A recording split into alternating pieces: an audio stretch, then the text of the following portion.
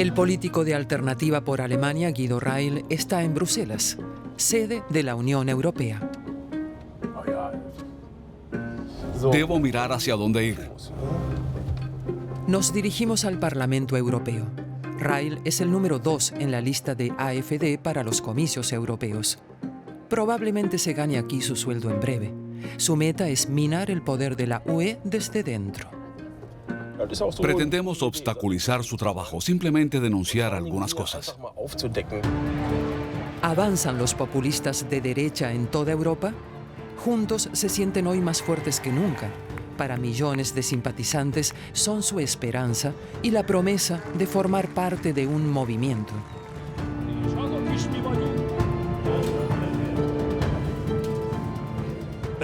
Éramos un Fiat 500 y nos estamos convirtiendo en un Ferrari. Hacemos un viaje por Europa. ¿Quién vota a la extrema derecha y por qué? En Italia, Francia, Alemania o Hungría. ¿Y qué Europa quieren los populistas de derecha?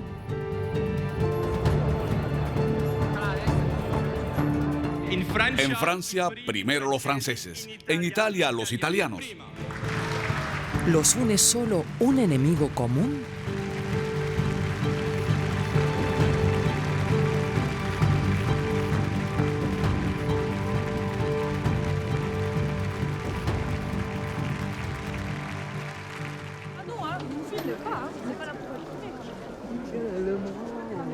Un colega lleva a Guido Reil por Molenbeek, el barrio de inmigrantes de Bruselas. Lo considera el lugar ideal para difundir su mensaje. Reil anunció en campaña que piensa mudarse aquí. El político de AfD disfruta del espectáculo. He dicho que viviré en Molenbeek para ver por lo que lucho. Creo que no todas sus calles son como esta plaza. Seguro que hay rincones en los que se puede vivir seguro. Reil visita Molenbeek por primera vez. Ni siquiera intenta hablar con la gente. Se hace una opinión rápidamente. Le agobian tantos musulmanes juntos. Dice que no tiene problemas con otras culturas, pero que el Islam, de alguna manera, lo es. Siento amenazada a la libertad que nos ganamos durante décadas. Me siento amenazado por tantos migrantes que proceden de un ámbito cultural completamente distinto, con otros valores, y que además se sienten fuertes por vivir con sus particularidades. Su solución es la separación de ámbitos. Reil quiere defender en Bruselas una postura dura. No a un sistema europeo de asilo común, no a cuotas de reparto de refugiados. En realidad, Alternativa por Alemania quiere acabar con el Parlamento Europeo, pero mientras exista piensa aprovecharlo para hacerse oír. Cuando nuestras fronteras exteriores estén tan protegidas como este Parlamento, seré un gran fan de la Unión Europea. Jörg Meuthen, el líder de su partido, es tras algunos abandonos el único diputado aquí de AfD. Espera recibir refuerzos y nuevos aliados. Los populistas europeos aún se reparten entre varios grupos parlamentarios. Meuthen apuesta por una gran alianza. Al fin y al cabo, se trata de ganar elecciones. Eso se consigue mejor con un gran grupo parlamentario que con uno pequeño. Así de simple. Tendremos más influencia política si nos unimos en un ala de derecha conservadora.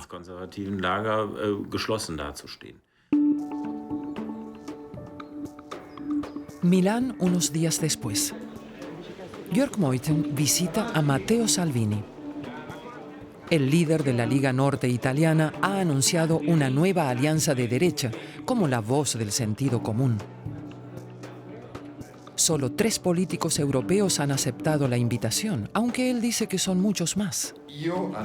Represento aquí también a los franceses, los austríacos, los holandeses, los belgas, etcétera, etcétera, etcétera. El ministro de Interior italiano, líder de una nueva extrema derecha europea. En las plazas italianas lo vitorean como flagelo para la vieja élite política. Hasta ahora solo hemos tenido políticos que hablaban su propio idioma. Salvini es distinto, habla el lenguaje del pueblo, el de todos. Simone Capradossi tiene 37 años y trabaja de celador en una residencia de ancianos municipal. No quiere que lo grabemos en el trabajo. Dice que su empleador, el alcalde izquierdista, lo tiene fichado como conocido seguidor de la Liga en su ciudad. Nos llama fascistas, nazis y no sé qué más. Lo que no entiende es que no soy racista. Solo estoy en contra de los delincuentes que vienen a mi tierra. Su tierra es Macerata, en el centro del país, un municipio apacible que el año pasado acaparó la atención de toda Italia. Primero se acusó a un nigeriano de la muerte de una joven italiana de 18 años. Luego, un radical de derecha disparó contra un grupo de personas negras. Salvini, jefe de la Liga, declaró entonces que el responsable moral de la violencia es quien llenó el país de inmigrantes ilegales, la UE con su política de refugiados y migratoria. Incluso muchos migrantes me dijeron, Salvini, no dejes entrar a más, ya son demasiados. Las provocaciones de Salvini caen bien en Macerata. En los comicios legislativos, la Liga Norte subió de casi 0 a un 21%. Es previsible que en las europeas logre más. Muchos sondeos atribuyen a la Liga más de un 30% en toda Italia. En pleno casco antiguo está la tienda de Silveria Menichelli, que también simpatiza con la Liga. Además de cuchillos de cocina y maquinillas de afeitar, desde hace poco vende aerosoles de gas pimienta. Dice que hay demasiados forasteros en la ciudad. Esos africanos no sé si traen consigo drogas de sus países, pero comercian con ellas. Otros grupos étnicos no son tan difíciles. Por ejemplo, los indios son un pueblo tranquilo. Este tipo de generalizaciones les duelen a muchos. El trabajador social Daniel Amance nació en Nigeria y tiene la ciudadanía italiana. Vive aquí desde hace 40 años. El racismo es cada vez más patente. Antes no era tan visible, pero ahora ha explotado todo. También hay quien opone resistencia. Los Montani preparan el almuerzo. A la mesa también se sienta un mauritano, Ibrahim. Es la segunda vez que la familia acoge en su casa a un refugiado africano. Los enfurece que el gobierno de Salvini prohíba atracar a los botes de refugiados y persiga a las organizaciones humanitarias. La única base de Salvini es el miedo al de fuera. Pero esa es un arma de doble filo, pues ataca también a todos los que no están de acuerdo con él y con su política, es decir, a nosotros. Los Montani no reciben dinero por su hospitalidad, lo hacen por convicción. Ibrahim vivirá con ellos hasta un año. Estoy muy bien. ¿Qué vas a decir? ¿Vives con nosotros? Pero son mi segunda familia.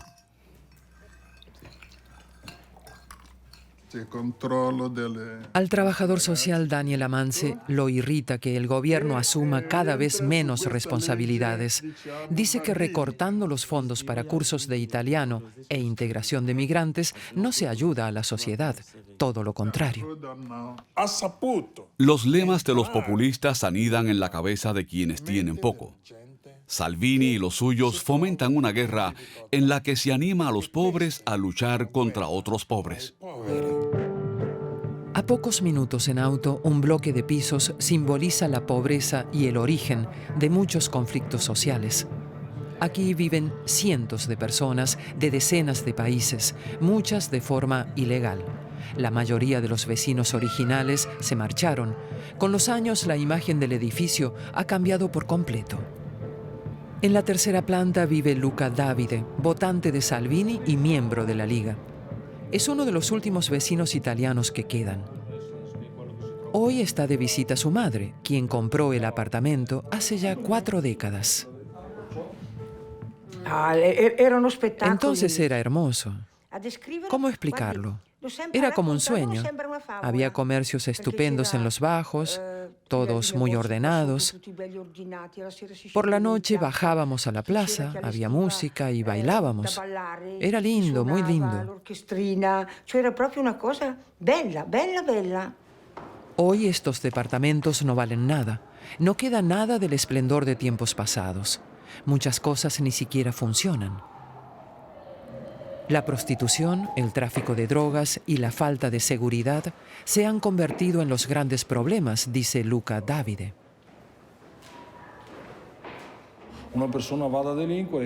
En todo país de la tierra, la policía persigue a cualquiera que comete un delito. Solo aquí la gente sale con frecuencia sin castigo. Todos los vecinos, sean del país que sean, me lo dicen. En mi tierra, la policía es más dura. Salvini ya visitó el edificio siendo ministro del Interior y anunció que ayudaría a la gente e incluso que derribaría el bloque entero. Pero no es tan fácil. Ya la propiedad de cada piso es complicada de por sí. Sabemos que Salvini no tiene una varita mágica para resolver nuestros problemas, pero a las personas honestas nos motiva a cambiar las cosas. Luca y su madre no confían en la Unión Europea. Piensan que Italia paga demasiado y recibe demasiado poco. Y no solo ellos. Solo el 44% de los italianos votaría en un referéndum a favor de permanecer en la Unión Europea, menos que en cualquier otro país miembro. Cuando el simpatizante de la Liga, Simone Capradossi, pasea a su perro, ve aún los daños del terremoto de 2016. Hubiese deseado más apoyos, también de la Unión Europea. Te sientes maltratado, como si fueras el hijo de un padre que no te da nada. No, para nada me siento ciudadano de Europa. El empleador de Simone Capradossi, el alcalde, se niega a aceptar el ascenso de la derecha en su ciudad. Reconoce que los socialdemócratas y otros partidos han perdido mucha confianza en los últimos años, pero considera que la respuesta a muchas cuestiones no es menos, sino más Europa. Debemos vencer a la ignorancia y al terrible lema de Salvini, el de los italianos primero. El alcalde organiza con frecuencia sesiones informativas sobre los aspectos positivos de la Unión Europea, pero el interés de sus conciudadanos es muy limitado. Hay mucho más ambiente en los actos de la Liga, vino, pizza, y Salvini ha enviado a un senador para conjurar a las bases para la campaña de las europeas, con éxito. El partido ha crecido. Siempre digo que éramos un Fiat 500 y nos estamos convirtiendo en un Ferrari. Stiamo diventando una Ferrari. Roma en primavera. Los populistas de derecha italianos tratan de llevar su programa más allá de sus fronteras.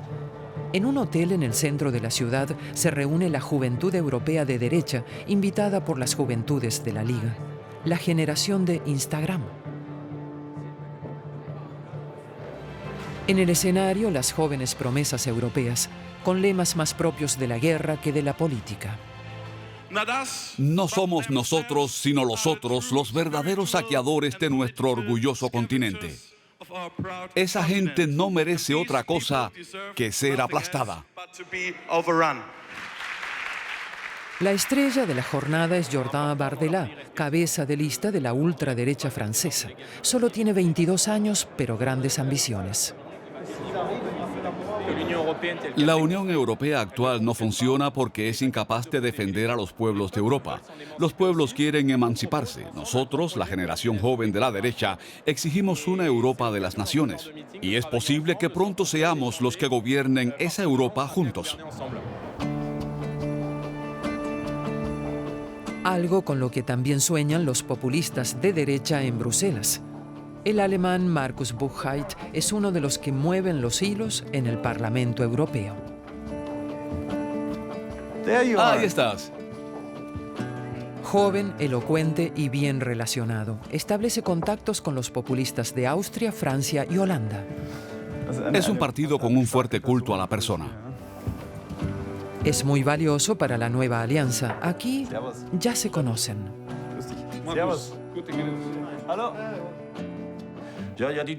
Apreciamos la rigurosidad alemana. Markus siempre lo hace bien. Para las elecciones es importante ponerse de acuerdo, consultarse unos a otros, buscar compromisos. Buchheit estaba antes en la CSU y ahora hace carrera en la AfD. Pronto será eurodiputado. Sus contactos benefician a la AfD, ya que la alianza de derecha no se pone de acuerdo. La política de deuda de los italianos, por ejemplo, le molesta al jefe de los populistas alemanes. Si pienso en la política financiera, en la política monetaria, me imagino que en este aspecto tendremos problemas precisamente con aquellos con los que en política migratoria nos entendemos bien. La politóloga Susie Dennison dice que ahora la campaña electoral oculta esas contradicciones. Trabaja para una fábrica de ideas próxima a la UE y advierte de que los populistas podrían frenar al bloque desde su interior. En su lugar, tratan de diseñar una Europa de los estados soberanos. Quieren quitar poder a la UE y devolvérselo a los estados nacionales. No les interesa una UE de reacción rápida como prevén los planes de reforma de Merkel o Macron. Y ese impedimento para la UE sería una ventaja para ellos. Podrían mostrar que las instituciones no funcionan, que son innecesarias y que es mejor dar el poder a las naciones. Los ultraderechistas podrían lograr hasta la cuarta parte de los escaños en el Parlamento Europeo. Pero, ¿cómo sería trabajar con ellos? ¿Y qué pasaría con los países que atentan contra las reglas de la democracia, contra los valores de la UE? Consensuar sanciones será más difícil si los partidos de extrema derecha son fuertes. Creo que eso es importante. Si es patente que la UE no puede sancionar, no es ninguna amenaza.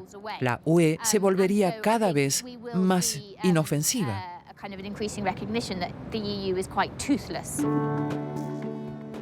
Una Unión Europea inofensiva sería ideal para Hungría. Contra el gobierno de Viktor Orbán ya hay abierto un procedimiento judicial. Está acusado de amenazar sistemáticamente a la democracia y de limitar los derechos fundamentales. Es cierto, Hungría ha cambiado. Se ha convertido en un país ultraderechista. Vivimos el comienzo de un mundo que solo conocíamos por los libros de historia, la literatura o el cine. Está a punto de emitirse el programa de debate Kötet Fogás. El comentarista estrella Sándor Sintalán, el presentador István Devenyi y los otros invitados se preparan para su cita semanal, en condiciones de improvisación extremas. El pasado año emitían desde unos elegantes estudios televisivos. Pero un oligarca fiel a Orbán adquirió la emisora y eliminó de la programación este formato crítico con el gobierno. Ahora el debate solo puede verse en Internet hasta que dejen de poder hacerlo. Seguimos teniendo muchos espectadores, pero casi nadie compra publicidad con nosotros. Las empresas evitan conflictos con los poderosos y nos evitan. Y los anuncios estatales se reparten según las preferencias del gobierno, o sea que a nosotros no. Así es el panorama de los medios en Hungría hoy. Cada vez más emisoras y editoriales privadas húngaras siguen la línea de Orbán. La televisión pública, la primera. Otros grupos de medios cierran. En la clasificación mundial de la libertad de prensa de Reporteros Sin Fronteras, Hungría ha caído al puesto 87. En una entrevista, la secretaria de Estado lo desmiente. La libertad de prensa en Hungría no está limitada en absoluto. En las redes sociales se puede decir todo lo que se quiera. Esas acusaciones son pura desinformación. Entonces, ¿es Hungría víctima de mentiras? Así lo ven muchos húngaros, como Katalin Hampel, una conocida diseñadora de moda en Budapest. En su céntrica tienda vende trajes regionales a húngaros y turistas. Se considera una especie de embajadora cultural. Queremos que la ropa que vendemos refleje los valores húngaros, la historia de nuestra gran nación, la importancia de este país. Katalin Hampel es seguidora de Orbán. Como empresaria se beneficia de los bajos impuestos. Pero no solo defiende la política económica del gobierno. Asegura que el partido de Orbán, Fidesz, ha devuelto su grandeza a Hungría y que la democracia no corre ningún peligro. Piénselo, Orbán ha ganado 3 comicios consecutivos y tiene una mayoría de 2/3 partes. Los húngaros lo quieren. Europa Occidental debe aceptarlo de una vez por todas. Democracia aliberal es el nombre que dio Orbán a la forma de Estado que propugna, admirado por ultraderechistas de toda Europa y criticado por sus rivales. El canadiense Michael Ignatieff es rector universitario y lleva tiempo observando el sistema de Orbán. La democracia aliberal de Orbán es una forma de Estado con elecciones, pero sin instituciones que hagan de contrapeso. Quien tiene la mayoría tiene todo el poder. La Universidad Centroeuropea de Ignatieff se ha convertido en objetivo de la política de Orbán. El pasado año decidió su traslado parcial de Budapest a Viena ante la presión del gobierno. Orbán considera al fundador de la universidad, el millonario estadounidense de origen húngaro George Soros, un enemigo del Estado y asegura que Soros pretende desestabilizar Hungría y Europa. George Soros y sus organizaciones no gubernamentales quieren introducir en la Unión Europea 1 millón de migrantes al año. Si no existiera George Soros, el gobierno de Orbán tendría que inventarlo. Esta forma de política necesita un enemigo y ellos lo crearon. La idea de que Soros es responsable de los flujos migratorios es una fantasía paranoica, pero provechosa. No tiene base alguna, pero ayuda a movilizar a los propios seguidores. Y estos viven sobre todo en el campo. Ondras Fosekos trabaja como viticultor a 2 horas en auto de Budapest. Dice interesarse mucho por la política.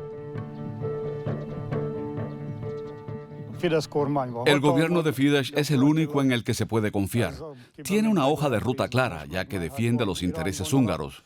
Por eso los votamos. Dice estar orgulloso de sus vinos blancos, pero también de su patria. De Orbán le gusta su apuesta por la familia húngara y contra la migración.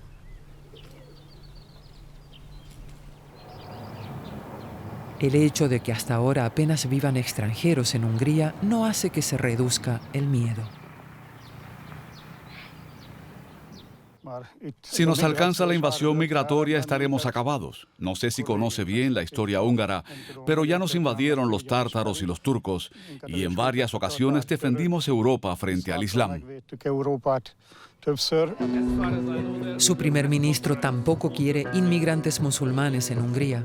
A muchos seguidores les da igual si Orbán, tras romper con el Partido Popular Europeo, se suma a la alianza de extrema derecha de Salvini. Lo importante es que el primer ministro siga impidiendo un reparto de refugiados en la UE, lo que tampoco le interesa a Italia. Incluso la migración legal es un camuflaje para un programa de cambio de población en Europa. Eso nos jugamos en las elecciones. Cambio de población. Ese es el vocabulario de los teóricos de la conspiración extremistas. Pero pese a la indignación por la presunta extranjerización de la UE, Hungría sigue recibiendo encantada las subvenciones agrarias y otras ayudas financieras de Bruselas. Regresamos a la capital por autopistas cofinanciadas por la UE.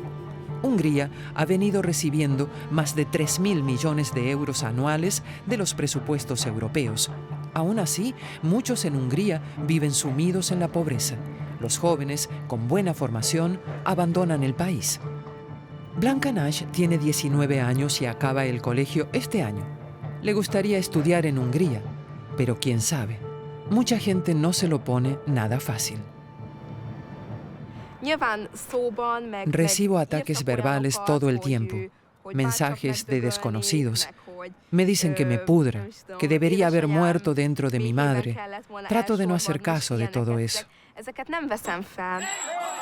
Este video desenfocado en Internet la dio a conocer el invierno pasado. En una protesta contra la política de Orbán y la reforma del Estado de Derecho, califica al gobierno de banda repugnante de ladrones. También se oyen fuertes insultos. Desde entonces es objeto de una casa pública. Comentaristas y periodistas fieles a Orbán informan sobre su vida privada y se burlan en televisión de sus notas escolares. Blanca dice seguir el circo mediático con una mezcla de perplejidad y repugnancia. Muchos medios no informan sobre el grave trasfondo de su protesta. El padre de Blanca falleció en 2015 de cáncer. Desde entonces critica sobre todo el sistema sanitario húngaro. Los enfermos están abandonados en camillas por los pasillos sin que nadie se ocupe de ellos. Y luego oigo que el gobierno ha construido un estadio o que un amigo del gobierno lleva un reloj de 30.000 euros. Esas cosas dan que pensar.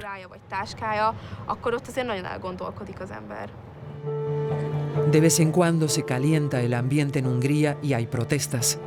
Contra la reforma de la ley laboral y de la justicia, contra la corrupción, contra el sistema.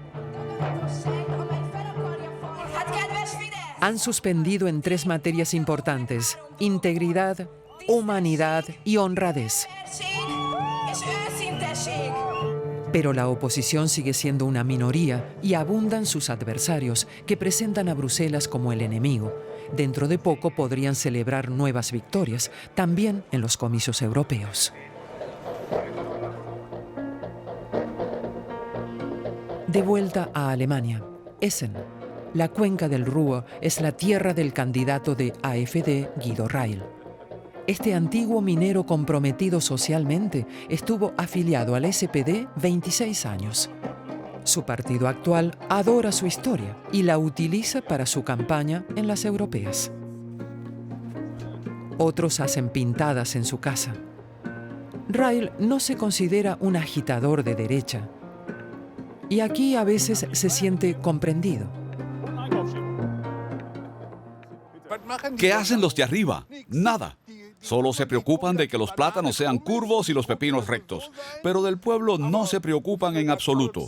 Ni de las pensiones, ni de los refugiados, ni de cerrar las fronteras de una vez.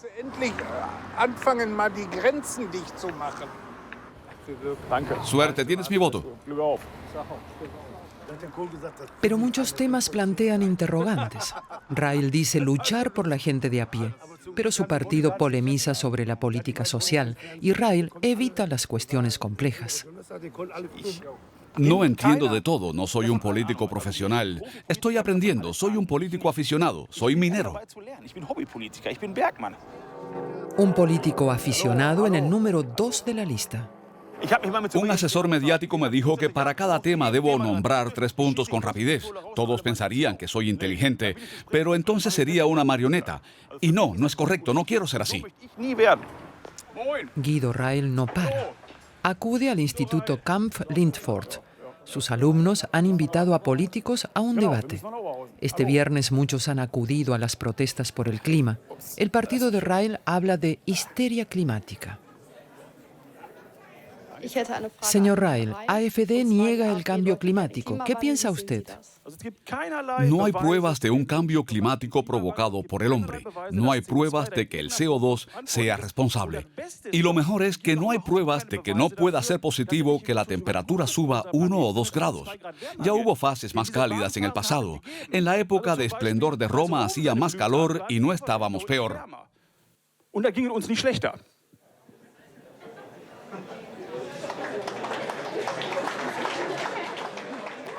Política al margen de los conocimientos científicos. Con esas tesis, Reil trata una y otra vez de ganar adeptos.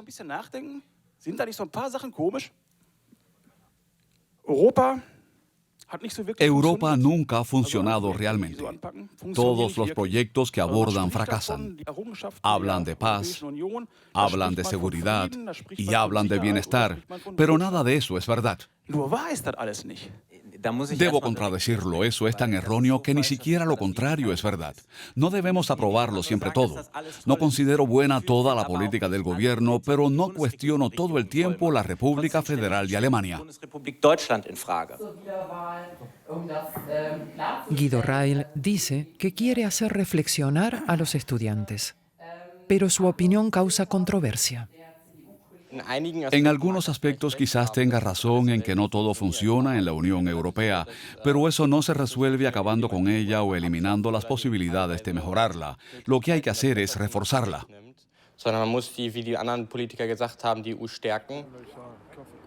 Queda un cierto malestar de que algo no funciona correctamente. Los funcionarios de AfD dicen que Alemania es una dictadura de la opinión y que su partido tiene la verdad. Han socavado la confianza en la democracia. La democracia es otra cosa. Exacto, libertad de opinión. Desde luego. Debería ser lo más preciado, pero aquí no se puede opinar diferente. Así es. Entonces, ¿AfD? Sí, es la única opción. ¿Por qué? Hay tantos argumentos que no se pueden enumerar uno a uno. ¿Cuáles son los más importantes? Tendría que ordenarlos. Pero hay muchas cosas que no funcionan bien.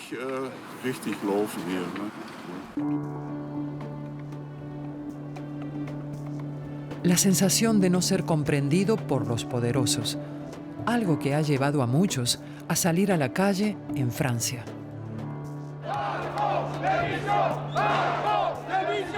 Macron dimisión, exigen los chalecos amarillos todos los sábados, también en Lille, en el norte del país. Protestas contra las reformas del presidente. Algunos hablan de revolución. También Didier y sus conocidos acuden regularmente. Quieren más democracia directa, menos impuestos, un salario mínimo más alto. Las europeas son unos comicios protesta. Si Macron gana las europeas, dirá, los franceses quieren que siga adelante. Pero quiero impedirlo y por eso iré a votar. Mi familia no puede quejarse. Soy jurista y mi marido informático. Tenemos un hijo, pero pagamos demasiados impuestos. Nos las arreglamos para vivir bien, pero ante todo lo que no funciona, no podemos hacer otra cosa que estar aquí. Aún no han decidido a quién darán su voto. A Marine Le Pen le gustaría poder dirigir su ira hacia las urnas a favor de su partido ultraderechista, el antiguo Frente Nacional y hoy Agrupación Nacional. Macron es su blanco perfecto. Le Pen y su cabeza de lista, Bardella, conjuran a las bases. Dice Le Pen que se trata de derrotar a Macron. Il s'agira de battre Macron.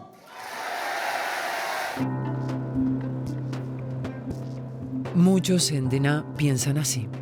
Hace tiempo que cerraron las empresas en esta antigua ciudad metalúrgica y carbonífera. Desde entonces Denain agoniza. La cuota de pobreza supera el 40%. Uno de los bares que aún no ha cerrado pertenece a Joseph Sauvage. Sus clientes fijos lo mantienen a flote. Una vez al mes hay una comida común y el recuerdo de los buenos tiempos. En los años 80 y 90 derribaron todo esto, todos estos edificios. Estamos aquí. Todo esto era Usinor, la empresa. El campo de deportes, el barrio, todo pertenecía a la empresa. Éramos los más ricos del norte de Francia. Vivieron el cambio primero económico y luego político. Denain era antes comunista, luego socialista.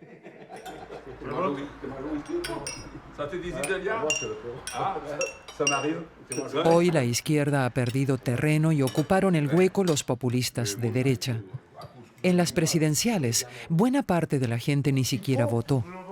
Del resto, el 57% votó a Le Pen.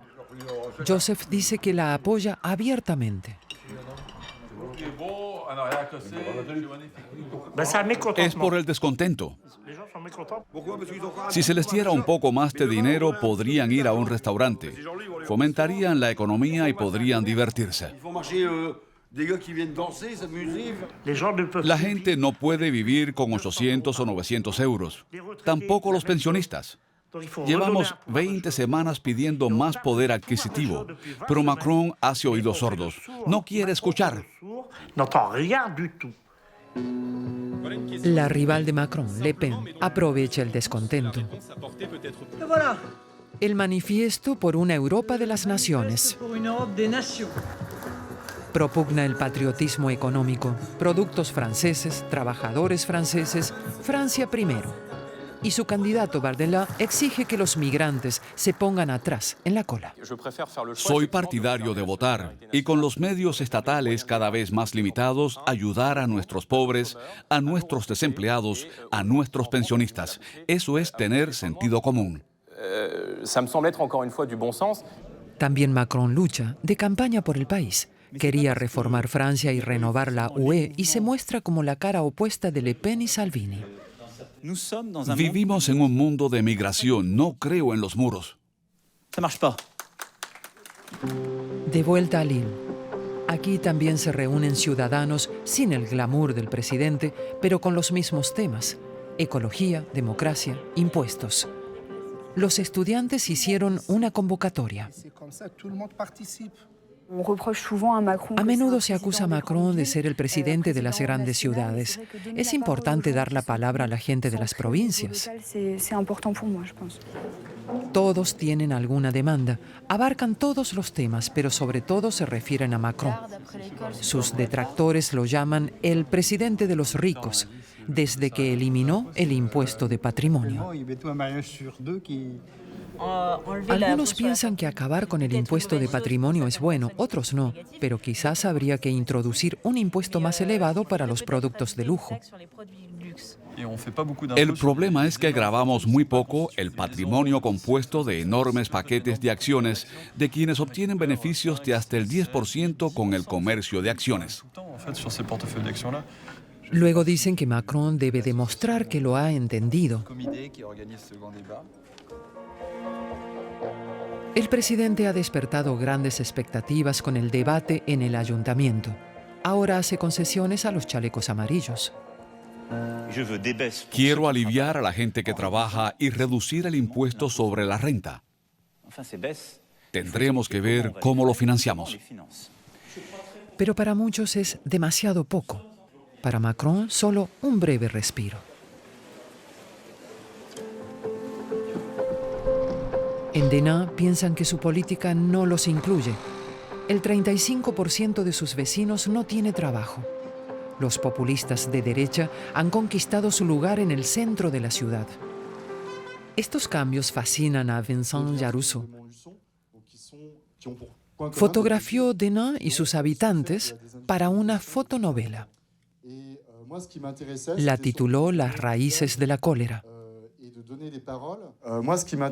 Lo que me interesaba era poner voz y rostro a la gente, personas que de otra manera son invisibilizadas. Son exactamente las personas que interesan también a los populistas de derecha. Se presentan como atentos espectadores en ausencia de la alcaldesa socialista. La agrupación nacional, el antiguo Frente Nacional, siempre ha defendido al pueblo francés. No defendemos a los consorcios internacionales ni a la Unión Europea. Defendemos los intereses de Francia. La gente aquí es muy sensible y lo entiende, y por eso nos votan. Y aprovechan estas ocasiones para abordar a los que hasta ahora no los votaban. Para la extrema derecha aquí hay votos que ganar. Loïc Dufault se gana la vida con trabajos esporádicos. Dice no ser de izquierda ni de derecha. La agrupación se interesa por él. Si el diputado quiere conocerme y hablar conmigo en su despacho, ¿por qué no? No he rechazado su oferta, la he aceptado. Así tratan los populistas de ampliar sus redes.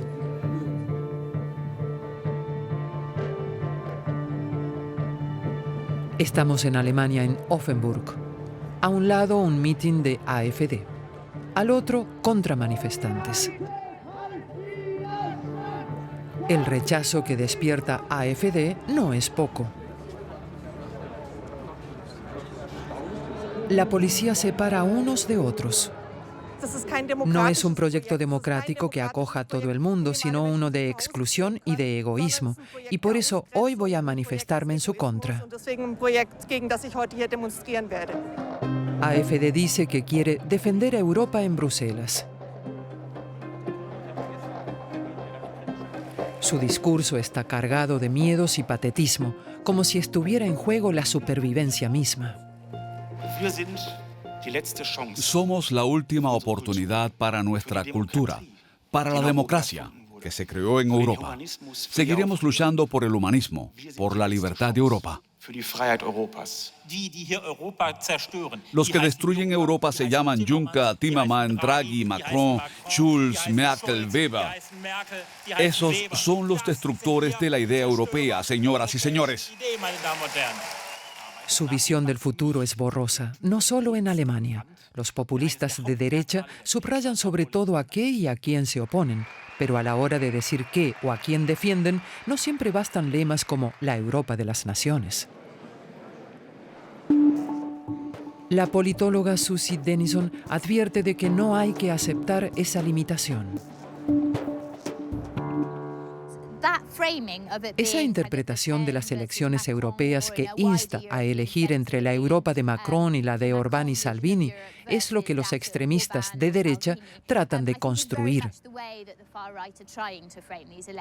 Pero sería un error de los proeuropeos seguirles el juego. Sería más importante que dejen claro de qué es capaz Europa.